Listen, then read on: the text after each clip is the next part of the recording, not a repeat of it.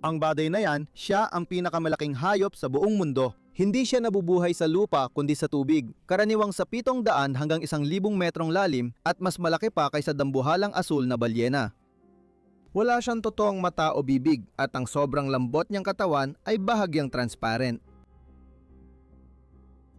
Sige, sa tingin ko ay naintindihan niyo na. Ngayon ay pupunta tayo para tuklasin ang mga nilalang na parang gulaman na namumuhay sa malalalim na bahagi ng ating mga karagatan.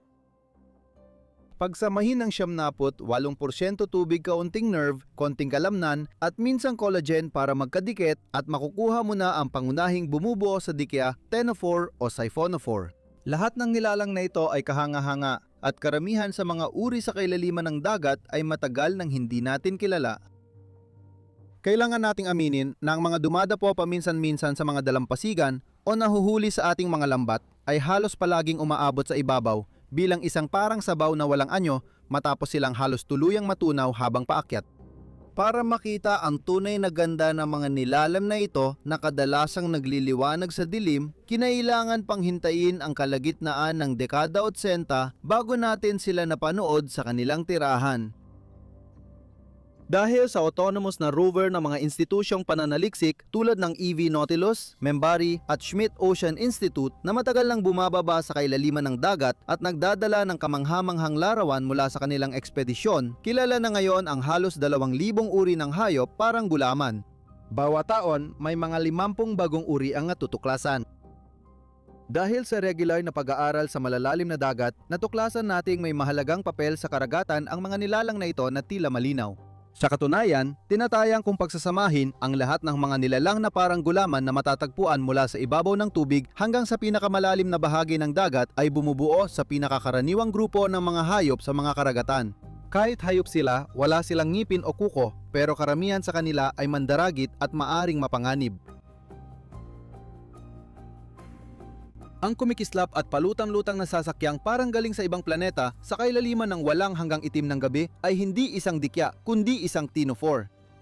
Isang malambot na hayop na walang utak at mga mata pero kaya pa ring lumamon ng mga biktima na halos kasing laki niya. Kahit kabilang ito sa ibang uri o kapwa ctenophore. Tulad ng dikya, karaniwan din ang mga ctenophore sa kailaliman ng dagat. Matatagpuan sila sa lahat ng malalalim na karagatan sa mundo, mula sa mga polo hanggang Ecuador, at ang laki nila ay mula mikroskopikong individual hanggang sa mga espesimen na lampas. 2 metro ang haba. Karamihan sa mga nilalang na ito na gumagamit ng silya para gumalaw at lumilika ng bahagaring disenyo ay hindi tulad ng dikya dahil hindi nila nilalason ang kanilang biktima. Hindi nanunusok ang kanilang galamay kundi nababalutan ng malagkit na selula, perpektong bitag para sa maliliit na krustaseo at larvae na nadidikit dito. Ang uri ng nilalang na ito na tinatawag na sea gooseberry ay may mga galamay na halos 20 beses na mas mahaba kaysa sa katawan nito. At dahil sa mga bioluminescent na hibla na nakapalibot dito ay bahagyang kahawig ng isang bola ng Pasko. Hindi regalo ang 2 palamuting ito na babalutan ng malagkit na selula parang lumulutang na lambat na sumasalo ng maliliit na hayop sa agos. Kaya sa kabila ng kanilang kaakit-akit na ganda at liwanag may nakatagong panganib. Para sa mga nalinlang o naakit ng mga kakaibang disenyo nito, kadalasan kamatayan ang dulot ng ctenophore. Minsan, ang ilang mga uri na walang galamay ay mayroong napakaraming maliliit na kalalasong kawit sa kanilang bibig na ginagamit nila upang maparalisa ang kanilang biktima. Bagamat karamihan ng ctenophore ay malinaw, ang iba ay may nakakagulat na kulay. Ito, nakilala bilang dugong tiyan at naobserbahan sa malalim na bahagi ng dagat ng mga research team mula sa Membari Institute, ay pangunahing kumakain ng mga hayop na may bioluminescence. Para di lumiwanag ang tiyan niya, ginawa niyang kulay pulang parang ubas ang dating malinaw na itsura. Isang kulay na mahirap makita sa tubig, parang kapan ng pagiging hindi nakikita, kaya natatago niya ang huling kinain na naghihingalo pa. Nakikita lang natin ang kahangahangang pulang kulay ng nilalang na ito dahil sa ilaw ng submarino na nagmamasid sa kanya. Narito ang sinturon ni Venus, isang ctenophore na makikislap, malinaw, hugis-laso at matatagpuan sa karamihan ng karagatan sa mundo mula sa ibabaw hanggang sa malalim na dagat. Sa pagkakita sa padalon nito sa itim na dagat, mga laso ng liwanag at gulaman na higit 1 metrong haba at marupok, dito kinuha ni James Cameron ang ideya para sa ilang nilalang sa pelikulang Abyss.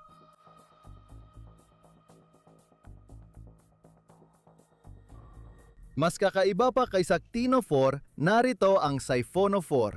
Ang organismong ito na kamag-anak ng ditya ay hindi iisang hayop, kundi libo-libo nagsasama para bumuo ng kolonya. Kaya taliwas sa iyong nakikita, hindi ito iisang nilalang. Diyan, nakapaikot sa mahabang sentral na kordon, maraming maliliit at magkakaibang hayop na tinatawag na mga zooid ang natutulungan, naghahati ng biyolohikal na tungkulin at sama-samang lumilika ng mga espesyal na organo para sabay-sabay paganahin ang Siphonophore na parang isang superorganismo. Sa loob ng mga malalaking kolonya na ito, bawat zooid ay may kanya-kanyang natatanging tungkulin.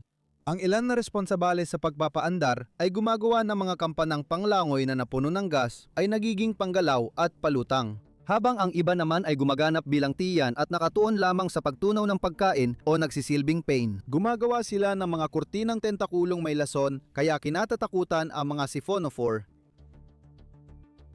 Para sa maliliit na nilalang na naaakit sa ilaw, maaring magtapos na ang kanilang buhay dahil ang libu-libong paputok na ito ay gawa ng mga tentakulong bioluminescent at may lason. Hindi mo na kailangan ng malalakas na panga, lakas ng kalamnan o matutulis na ngipin kung marunong kang gumawa ng malalakas na lason. Sa kakaibang halong mala-gelatinang ito, kahit na ang mga zooid ay nakatalaga sa pamamahala ng pagkain, depensa o reproduksyon, lahat sila ay nagtutulungan para sa kabutihan ng lahat at nagbabahagi ng mga yaman bunga ng kanilang nahuli sa buong kolonya ng hayop. Sa katunayan, wala ni isang zooid ang kayang mabuhay mag-isa. Kaya naman, ang mga inatasan sa pagtunaw ng pagkain ay nagbabahagi ng mga sustansya ang inertsyang nakuha na pagkatapos ay pinapamahagi sa buong kolonya. Malaking benepisyo ng pagiging kolonyal na hayop ay kaya ng mga Siphonophore tanggalin ang bahagi ng katawan kapag nakagat ng hindi namamatay. Kailangan lang nilang buuin ang nawalang bahagi ng katawan para mabuhay. Habang karamihan sa mga Siphonophore ay kontento na salain ang pagkain sa pamamagitan ng paghuli ng plankton na nasa tubig, ang mahahabang kadena na parang salamin na ito na inaanod sa karagatan ay maaaring kumain ng maliliit na crustacean, isda o ibang Siphonophore kapag sapat ang laki. Dahil kahit na bawat zooid ay napakaliit kapag tiningnan ng paesa-isa, kadalasan ay mas mababa pa sa 1 milimetro ang haba kapag nagsama-sama sila, nakakabuo sila ng mga estrukturang tunay na napakalaki. Naalala niyo ba yung organismong pinakita ko sa simula ng episode? Isang Siphonophore na mukhang isang tali na paikot-ikot na parang spiral at tinatayang may habang halos 50 metro at mayroon ding mahigit 300 na tiyan. Aminin ko, gustong-gusto ko ang ideya na ang pinakamalaking hayop na kolonya sa mundo ay marupok din at kayang magbuo muli ng sarili kahit may matinding pagsubok.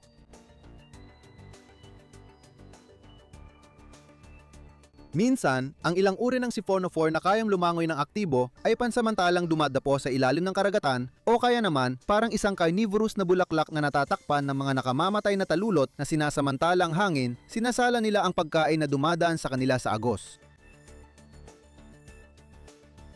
Hindi lang Siphonophore ang kolonyal na organismo sa malalim na dagat. Ang mga malinaw at hugis-tubong estruktura ay tinatawag ding pyrosome. Tulad ng mga Siphonophore, libu-libong zooid ang mayroon dito. Pero halos magkapareho ang mga ito at kaunti lang ang espesyalisasyon. Kapag nagsama-sama sila bilang isang grupo, bumubuo sila ng mga hungkag na estruktura na nagbibigay daan sa kanila na ikulong at tunawin ang mga biktima sa loob ng kanilang mga nakamamatay na bitak. Minsan, may sobrang laking pyrosome na makikita ng mga maninisid malapit sa ibabaw na dapat sigurong tumaya sa loto. Sa gitna ng kompetisyon ng mga flan-like na nilalang, pag-usapan natin ang dikya, pinakakilalang hayop na parang gulaman. Binubuo ang mga dikya ng halos parehong elemento na tinitirhan nila, pero mas kahanga-hanga ang mga dikya sa malalalim na dagat kaysa sa nasa ibabaw. Dahil ang mga nilalang na puno ng tubig na natagpuan sa dagat ay may kakaibang hugis, kulay at laki na talagang kaakit-akit sa dami ng pagkakaiba-iba. May mga dikyang kumikislap at ang iba naman ay naging opako sa halip na transparent. May mga dikya sa lalim na ilang daang metro na kasing liit ng butil ng buhangin at may pinakamalaki na umaabot sa 20 metro ang haba. Karamihan sa kanila ay para lang bukas na payong na tinatangay ng agos kahit hindi sila ganap na pasibo. Dahil sa regular na pagbuga nila ng tubig gamit ang kampana at pagkuyom ng payong, kaya nilang maglakbay ng 1 kilometro bawat araw sa sarili nilang lakas. Kahit walang kalamnan, umaasa pa rin ang mga nilalang na ito sa agos para gumalaw. Tulad ng mga hot air balloon, wala silang kontrol sa kapalaran. Huwag mag-alala para sa kanila dahil sa likod ng tila walang pakialam na kilos, may mga mandaragit ding mabagsik. Kung ang mga dikya ay umiiral na ng mahigit kalahating bilyong taon, mas nauna pa sila kaysa sa ibang hayop na maraming organo. Wala silang utak, puso, mata o gulugod, meron lang simpleng nervous system sa paligid ng kanilang payong na tumutulong maramdaman ng agos. Ito ay dahil marami silang mga katangian na pabor sa kanila. Dito rin, ang mga bula ng tubig at buhay ay maaring mga hulugan ng kamatayan sa mga lumalapit. Ang mga malinaw na galamay sa ilalim ng kampana na tumutulong makahuli ng plankton, crustacean o isda ay puno ng palaso. Madalas nababalutan ng nematocyst ang balat ng mga dikya. Mga selulang may maliliit na palasong elastiko na may lason, nakapulupot at nakahandang maglabas ng lason para pahinain o patayin ang biktima. Idagdag pa dyan na ang ilang dikya ay kayang kainin ang sarili nilang mga laman kapag nagkukulang sila ng pagkain. Naiintindihan mo na ngayon kung paano nasakop ng mga nilalang na siyamnaput, 5% tubig ang mga karagatan sa mundo, mula sa ibabaw hanggang sa kailaliman ng karagatan.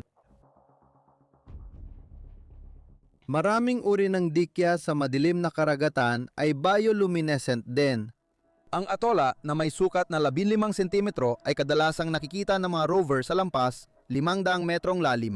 Kapag naramdaman niyang nanganganib siya, naglalabas siya ng liwanag at ang payong niya ay naglalabas ng kislap na pula at asul. Ang ganitong palabas ng bioluminescence ay nagsisilbing panakot sa kanyang mga mandaragit at para na rin ibunyag sila, ituro gamit ang kanyang mga galamay.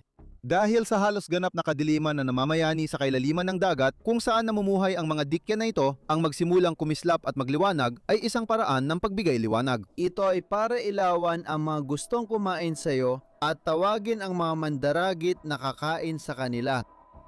Sa isang banda, ito ay parang malakas na alarma laban sa magnanakaw, pero sa dilim, liwanag ang depensa imbes na tunog. Minsan, ang mga nilalang na nagpapaliwanag sa paligid ng dilim gamit ang kanilang liwanag ay tila hindi totoo. Nakita ng kamera ng rover ang dikya na kitang-kita ang mga panloob na daluyan ng sustansya sa malinaw na kampana dahil sa bioluminescence. Para lubos mong ma-appreciate ang ganda ng mga nilalang na parang gulaman, mas mainam patayin ang ilaw ng mga rover. Sumisilang ang panandaliang bituin na sumasabog ng rosas at pula sa madilim na gabi ng karagatan. Nang unang makita ng koponan ng Evinautilus ang Dipstaria enigmatica, akala nila ito ay inunan ng balyena o supot ng basura. Bago pa gumalaw at magbago ng anyo ang balot, doon nila natuklasan na isa pala itong kamanghamanghang nilalang. Ang Dipstaria enigmatica ay isang malaking dikya, mahigit kalahating metro ang lapad na may malinaw na kampana at walang nakakatusok na galamay. Isinasara nito ang malalawak na takeb ng malalambot na balat para mahuli at kainin ang maliliit na biktimang lumulutang sa tubig. Halos lahat ng Dipstaria na naobserbahan sa malalim na karagatan sa pagitan ng 600 at 1,700 metro sa ilalim ng ibabaw ay may tinatagong parang alagang hayop sa ilalim ng kanilang tabing. Isang maliit na matingkad na pulang isupod ang tumira sa loob ng kampana. Hindi pa tiyak kung ang kakaibang naninirahan ay parasito o kapakipakinabang sa kanyang host. Kahit malaki siya, si Dipstaria ay duwende pa rin sa mundo ng dambuhalang dikya. Kung ikukumpara kay Stygia, Medusa gigantea na may ulo na lampas 1 metro, isa siya sa pinakamalalaking mandaragit na walang gulugod sa karagatan. Dito naitala ng isa sa mga submarino ng Embari, sa lalim na 1,000 metro ang malamultong anyo na ito ay wala ring mga galamay. Sa halip, may 4 itong malalaking braso na parang bandana, gumagapang at kumikilos kasabay ng agos para balutin ang biktima. At sa kakaibang paraan, sa loob ng mapanganib na dikya na ito, matatagpuan ding nakatago sa pagitan ng mga mapanganib na itim na laso na madalas ay umaabot pa sa higit 10 metro ang haba. Isang maliit na isda mula sa malalim na dagat na malinaw na nakahanap dito ng epektibong taguan.